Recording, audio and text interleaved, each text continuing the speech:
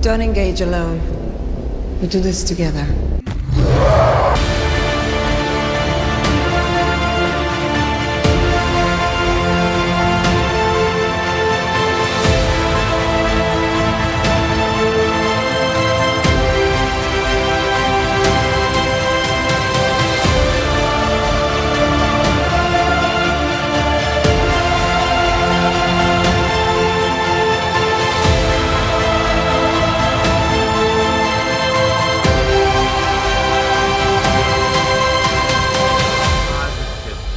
Yeah, Yeah. we got it. We got New 52 booklet. it. Somebody clip this. Welcome to Under Two Capes. I'm Jared. I'm here with Teladia Plays. What's up, brother? Hey, what's up? Thanks for having me on, and welcome to another exciting episode of Under Two Capes. Hell yeah. So today we're discussing. So as you know, the past couple of weeks we've been covering a lot of the absolute trinity of books. We did Superman, we did Wonder Woman, and now naturally we had to do Batman. And so the way this is going to work is we're going to talk about what we already know about Absolute Batman, our critiques. We're going to talk about what we know about the story so far, and then we'll also talk about what storylines in the Absolute EU, what we would do for Absolute Batman. In other words, how we would manage the character and such if given the opportunity.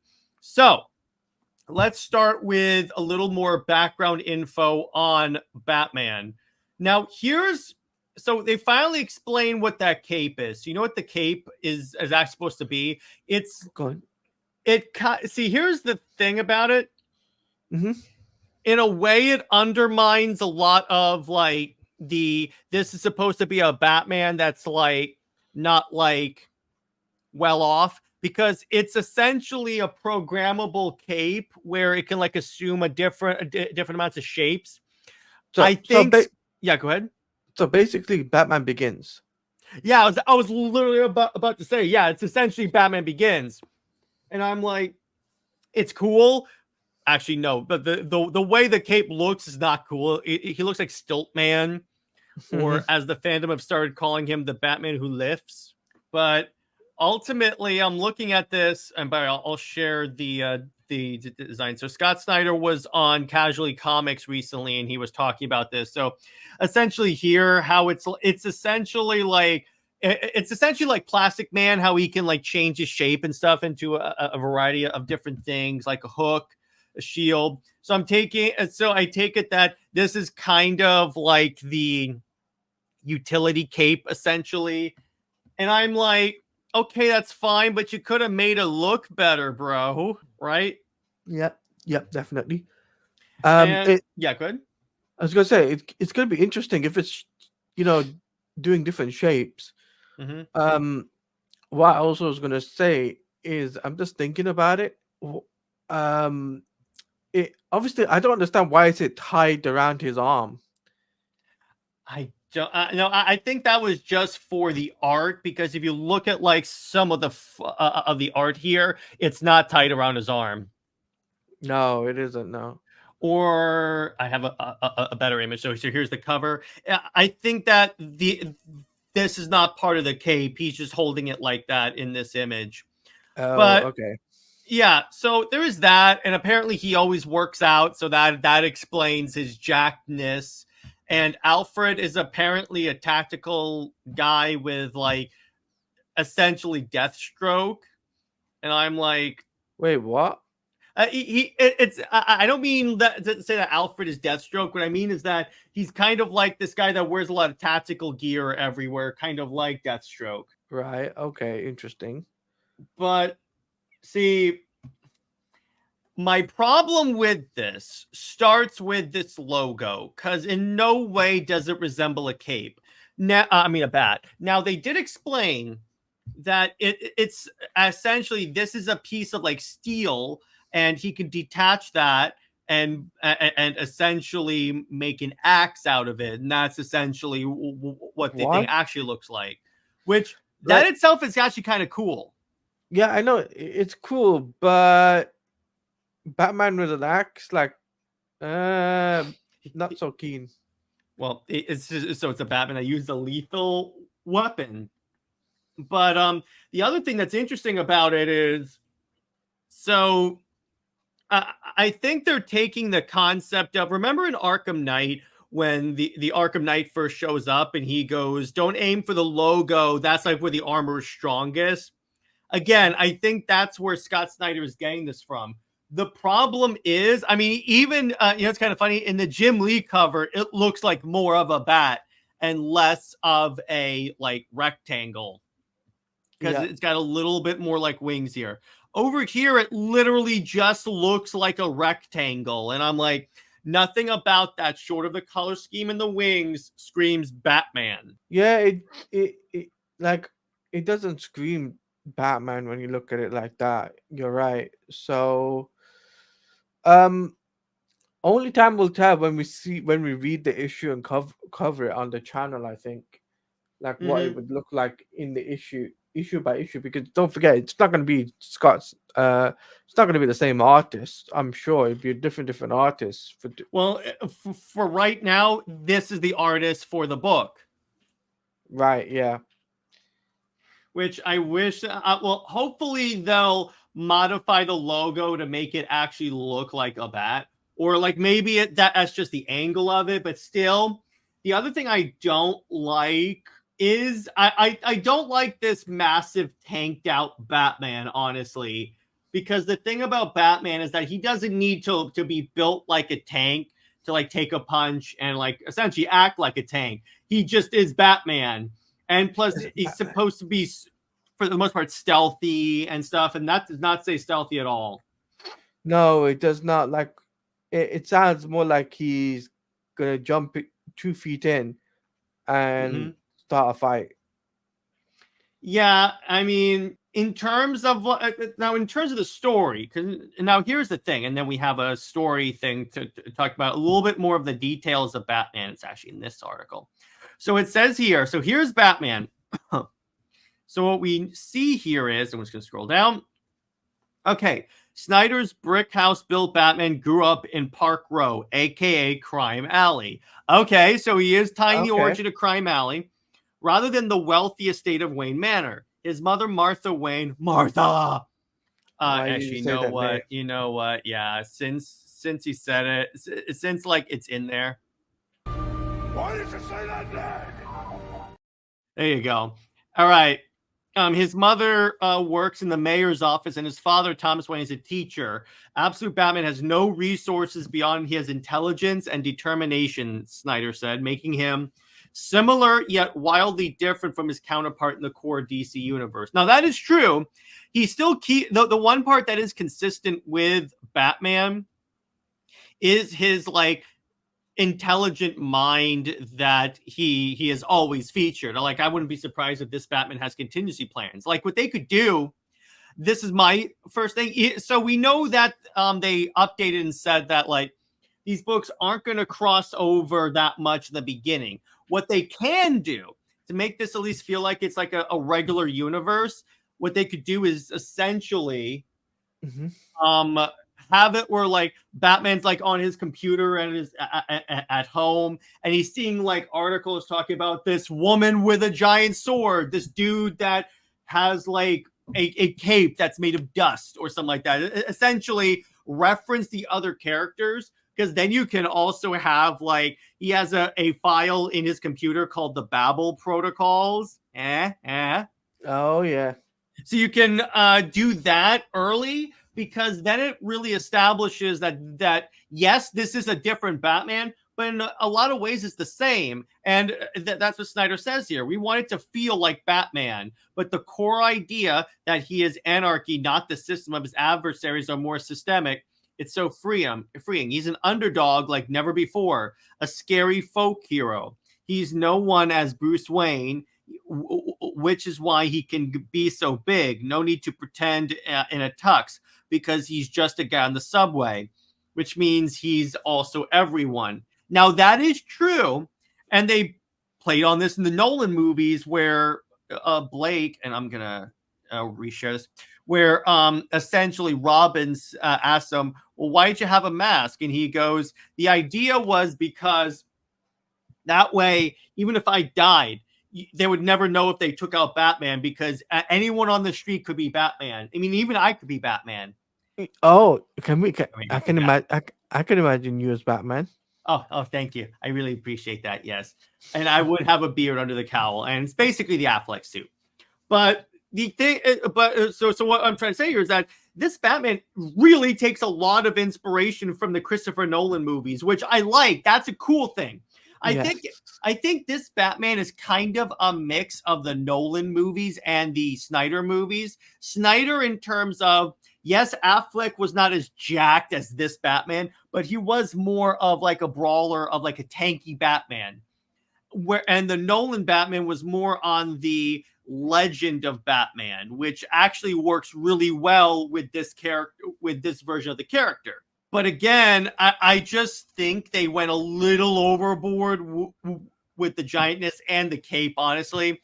I don't like the cape being essentially they're like swords. And I'm like, I'm not digging that. No, I don't dig it either. Why have it like a sword? Like, no, that's not Batman to me. What you could have done is have it like it's a wingsuit where the wings are like right. You could give him no cape, and you could basically Batman Beyond it, like adapt certain elements from Batman Beyond, like the wingsuit design. That way, you don't necessarily, if you don't want to go, that way he looks different, but still Batman. And you could have, and obviously slim the physique down a little bit, because again, this Batman, the problem again with this Batman is that this Batman is extremely not stealthy. At least as far as we know. So he's not stealthy, and he's all guns blazing. Mm-hmm. It makes me think, how is he going to face off against his enemies?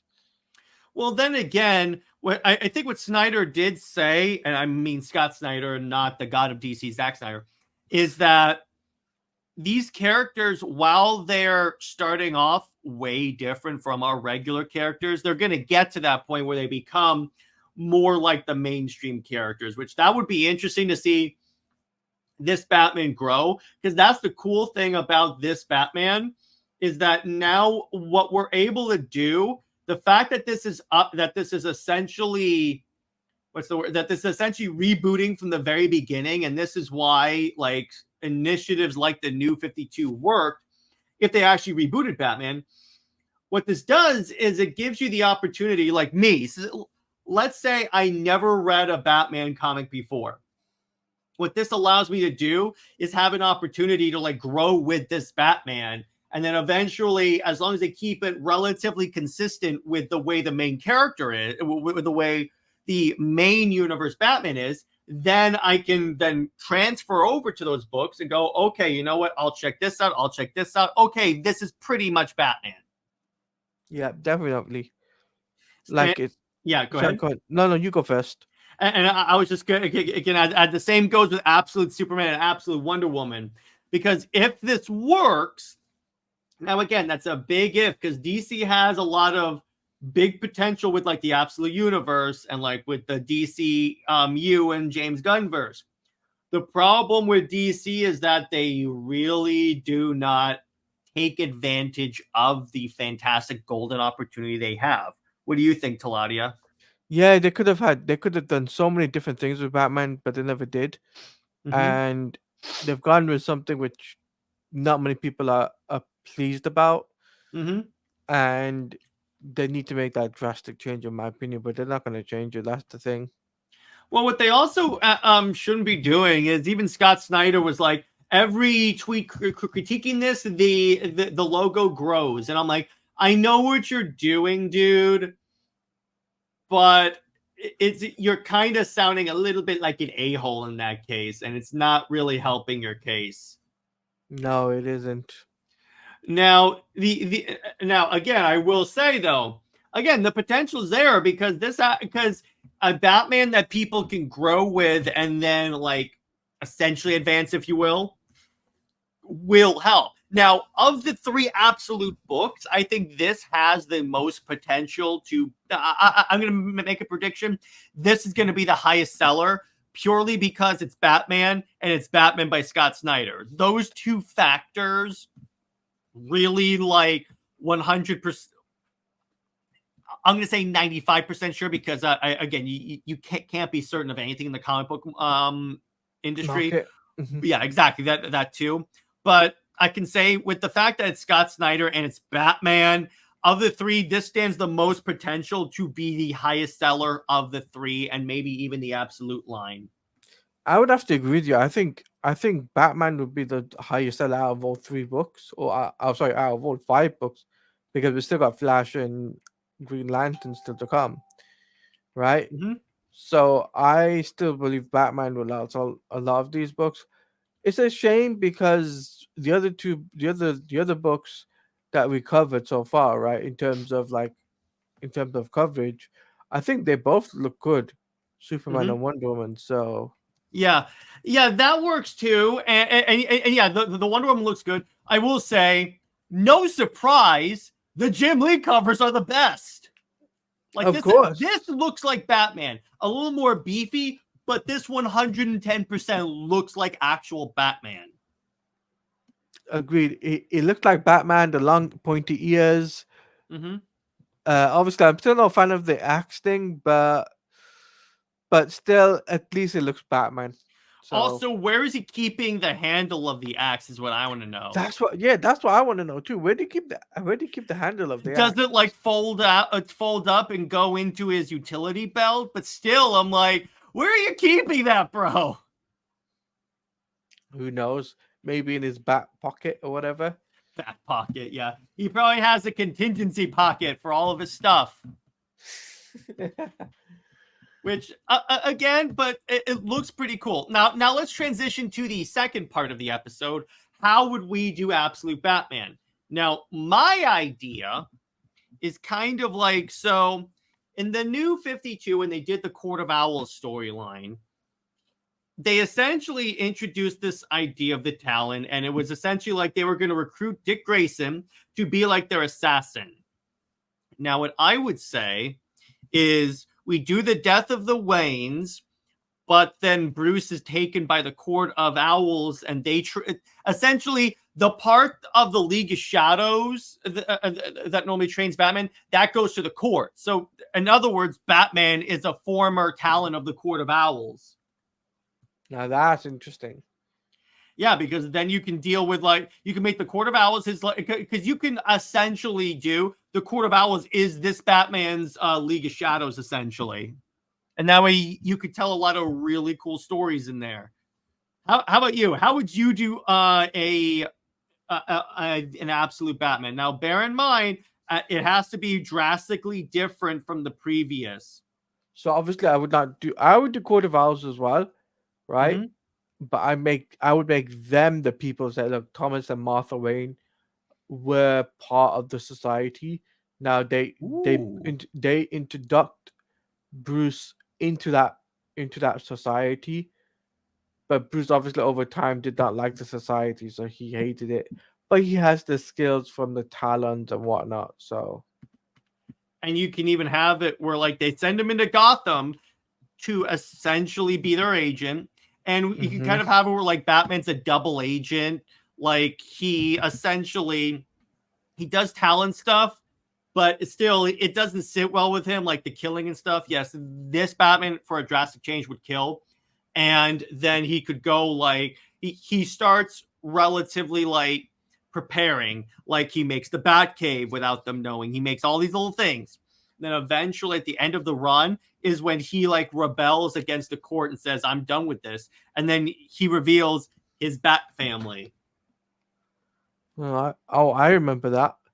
No, I mean, that would be my idea for Absolute Batman continuing that entire run. Oh, dude, that sounds interesting. I'm not going to lie. Yeah, and it's a way you could have a beginning, a middle, and an end.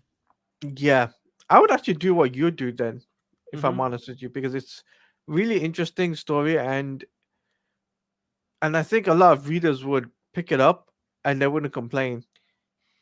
Yeah.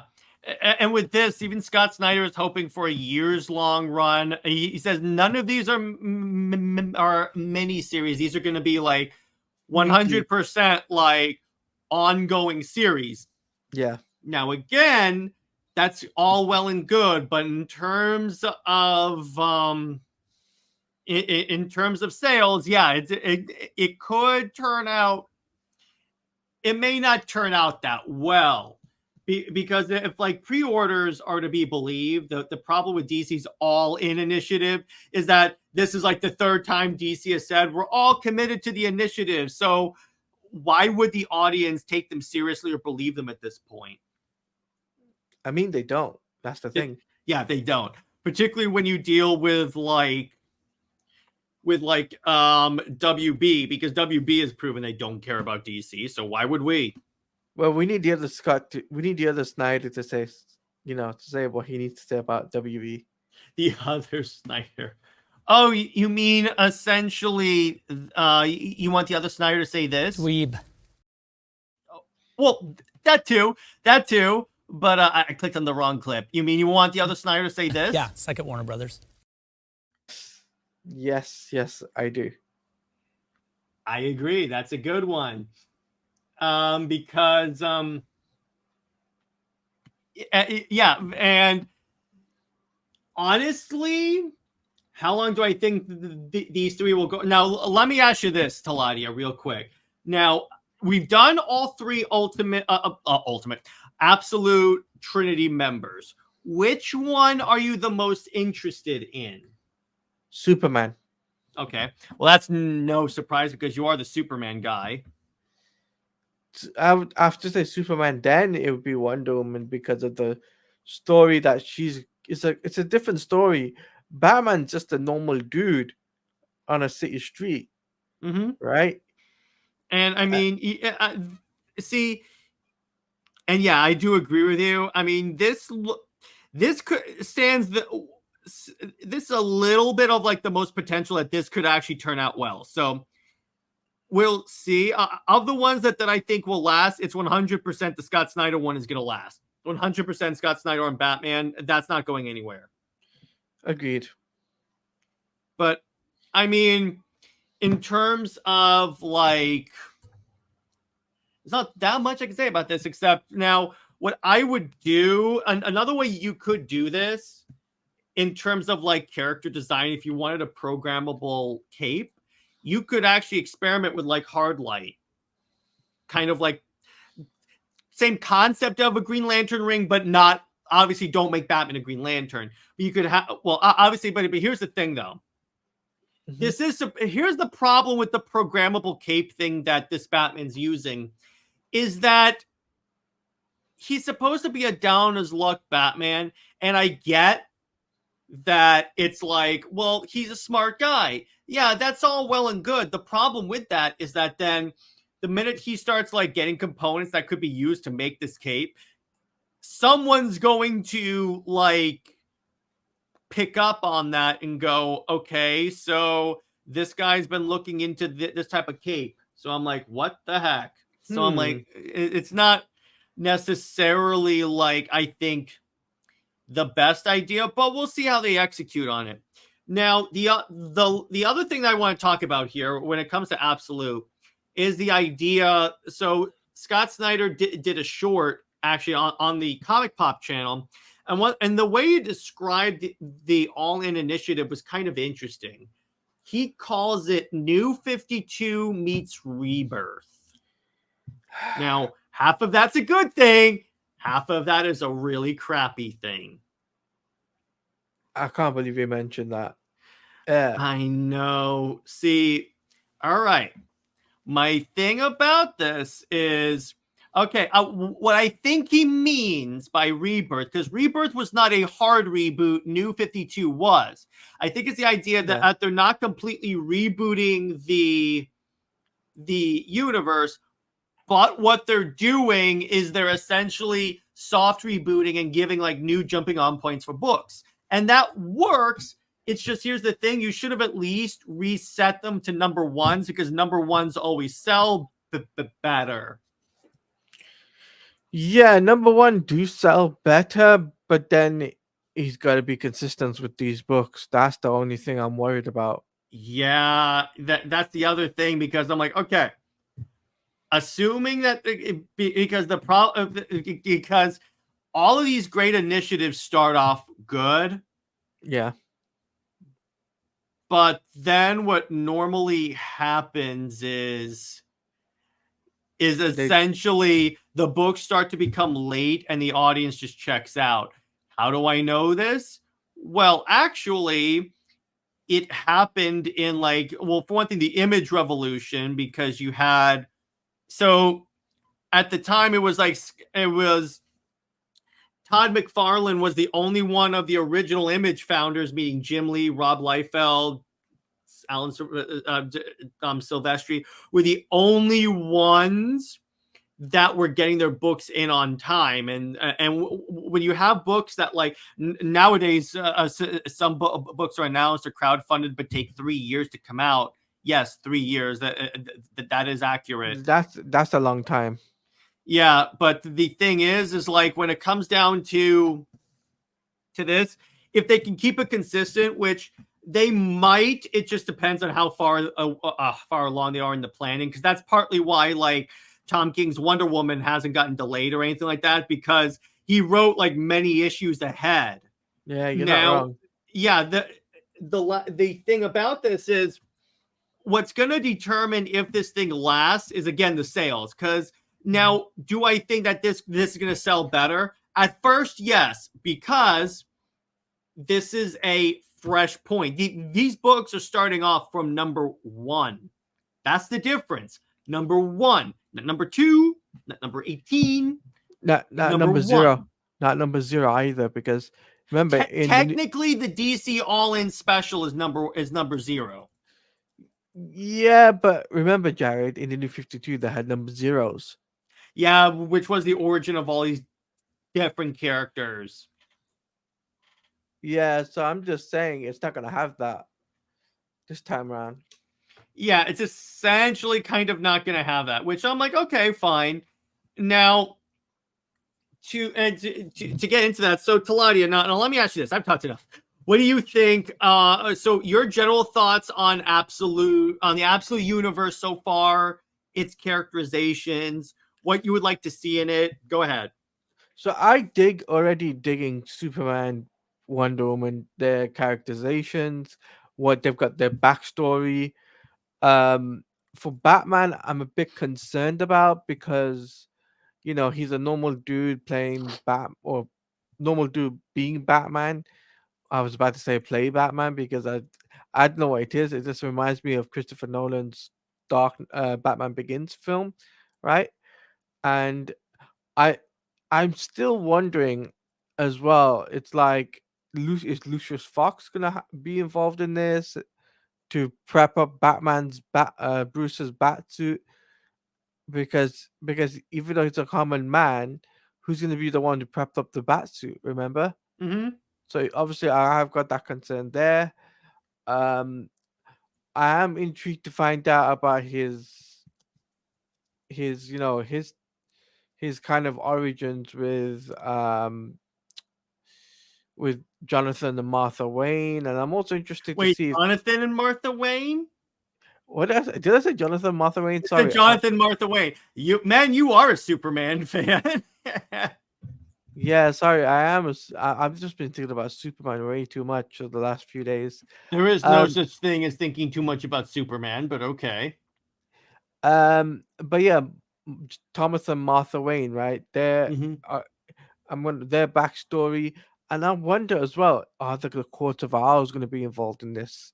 And that's a big thing because I think if the Court of Owls are going to be involved in this universe, that is a big win for Scott Snyder. That is a good point, because the Court of Owls were some of the, like, most well known. Because here's what people have to understand about why I have confidence in Zack Snyder. That too, in Scott Snyder. There's too many Snyders in terms of Scott Snyder. Is the idea that New 52 Batman was one of the highest rated DC DC series of the New 52 during the Court of Owls era. Like that is still held up as one of the most like beloved Batman stories ever. And just think that was the first story of the New 52. So my thinking is we'll get like one or two. That's why I say what's going to determine if this is good or not, if this lasts, is the long term. Because if it starts off great and then it slowly gets progressively bad, like most Tom King comics, I think then we're in trouble. However, if it gets to the point where these things are sustainably great for so long and sell well, then I think then I think we have something special in mind. Then we're in for a shot, I think, for a long-term universe. Oh, they're in for a long term for sure. My problem is, my thinking is the fan base going to do that? Because if the fan base doesn't like the books and then they stop selling, well, then that's gonna be a problem for DC. But it's like I said, Jared, if like I think I'm on the positive side. I think that they will make this universe last. But and I also believe that I think the first issue of Batman will do well, but I don't think after that it will. But I think Superman will continuously have that flow. I think Superman and Wonder Woman because they're more interesting than Batman. Yeah, and Wonder Woman specifically because A, there's a lot of animosity concerning the Tom King run, and B, that's the character design that like everyone is like, okay, you know what? That's actually a really cool character design. So that's why of the three, the Wonder Woman one is also on my list. What's convincing me that this will probably sell at least pretty decent is the fact that it's Scott Snyder. Because any other writer, I would have been like, oh no. But the fact that it's Scott Snyder and he's known as for doing like really crazy and radical stuff with Batman, I think we could be in for like a real treat. Yeah, 110%. Now, then again, as is my point when it comes to like the New 52, Rebirth, even the DCU, it's all about the execution. Because I was having this conversation in Sill's chat. It's like the idea that a lot of what DCU is saying sounds cool. Like in Superman, the fact that they want to make it more of like the fantasy world instead of taking the Man of Steel approach, which was making it like more down to earth and realistic if these characters existed in our world. Gunn is going for the let's go in the world where superheroes have existed for so long. That works for what you're doing. Everything Gunn has said, for the most part, sounds like a good idea. The problem is I'm worried about the execution, because if he says great stuff, but then executes it wrong, why am I going to do that? Yeah, you'd be in trouble as well. Am I right? Am I wrong? Oh, very in trouble, because if the execution is wrong, because here's the thing, if the execution is wrong, you're never going to convince DC fans that you can execute on anything you say. Anything. You're not wrong. You're not wrong, man. Yeah. Now, on that note, before we conclude, I'm going to ask Teladia. So, Teladia, why don't you tell me? So, while we're talking about the subject, kind of a wrap-up topic, what were your thoughts on James Gunn's comment about the Superman movie? And by the way, we'll talk about this more on CLD, but I just kind of want to get your thoughts while I have you here. I haven't seen the quote yet, so I can't really comment on it. So it's not really a quote. What it is, it's a statement by some leakers that have like talked about the movie, or like people that have seen like the dailies. And what they said about it is that as opposed to Man of Steel, this is taking place in a world where like superheroes have existed for many years, and like our history, the history of the world has changed because superheroes exist there. So, and what they did say is that a lot of the projects are going to be from like different time periods and stuff. It's not going to be like they're all taking place in the modern day and a few of them are in the past. a lot of them are going to take place in like the present, the past, which the future. I guarantee you, Booster Gold is going to take place a lot in the future. You know what? It makes me think: are we gonna get a Batman Beyond movie from this? That could be something. It really depends on like, do they establish Terry, or like it depends on what they do as it relates to Batman. Yeah, Because then again, here's the problem with the Brave and the Bold. They already have a controversial director on that, because remember, Andy Muschietti is directing Batman, and so yes, a lot of the Flash was not his fault, but some of it was, and a significant portion of that was Batman. So I'm wondering if that's going to hurt them. maybe, maybe not, but only time will tell. But in regards to James Gunn, though, like his world, with like the fact that the heroes have been established and they've been here for a long time, I get what he's doing, which is doing a Kingdom Come, but in reverse, so to say. I just hope it doesn't screw up though, because if it does screw up, that's gonna be a real kicker in Warner Brothers' teeth, and you know they're gonna sell off, and they're not gonna do shared universes after that. Well, here's the thing, though. I think honestly, WB is going to sell off no matter what, because of the like abysmal stock price and everything like that. Eventually, they're going to figure this out. That's why, with the way that Zaslav and Gunn were promoting Superman, it has major, this is the best movie since The Dark Knight energy. And if this movie comes out and doesn't perform to their standards, and by their standards, I mean like high 800,000 to like $1 billion. If it doesn't perform to that standard, I'm concerned that they will vote out Zaslav, vote out Gunn, and then just start fresh and just maybe not even touch DC for a while. What about Saffron? Oh, yeah. Saffron and Gunn are a package deal. So I really think what they'll just do is say, okay, you guys are all done. You guys are all done. You have not managed this brand well or this company well. So you're done. All of you are done. Okay, interesting. And if you guys tell me that there's no way they would want to fire all these people, and I'm like, they literally did. We literally saw that exact scenario play out when Zaslav bought WB. So it's not like this is genuinely impossible. Yep, you're not wrong. So, but in conclusion, DC has a lot of potential, because I'm a big fan of regular reboots, as Teladia and I have talked about, and maybe we'll do another episode, or maybe a live episode. Actually, no, screw it. Next week's episode, we're going to do a live episode on reboots themselves in terms of DC.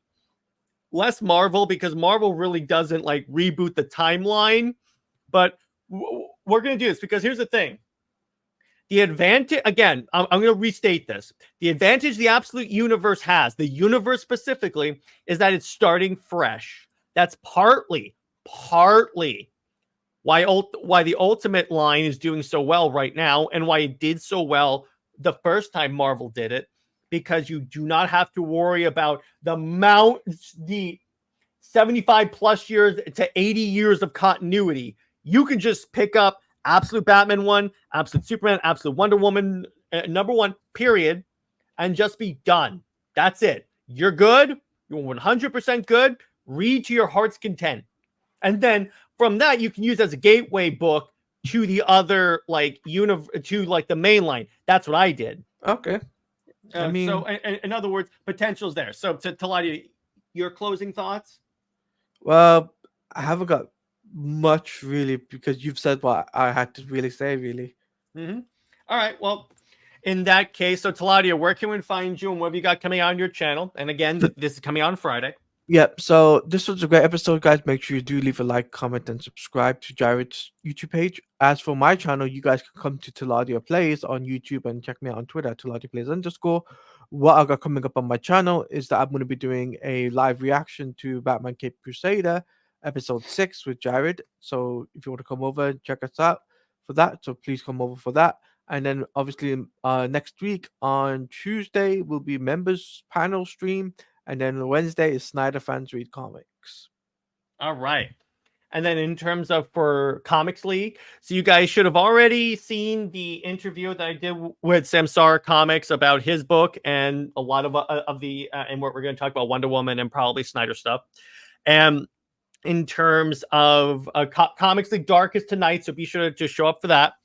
And for Super Wonder Legacy, Teladia, Britt, and I are going to be talking about the Absolute Universe a little more and talk about like how we would do the Absolute Universe, the advantages it has, the disadvantages and such. And in terms of movie night, we're going to be talking about Aliens. And yeah, that's about it for Comics League. So stay heroic, everyone. Remember, Lois Lane is Lois Lane. She belongs with General Zod and Ultraman. Zois and Max about for life. I'll see you later. Bye-bye.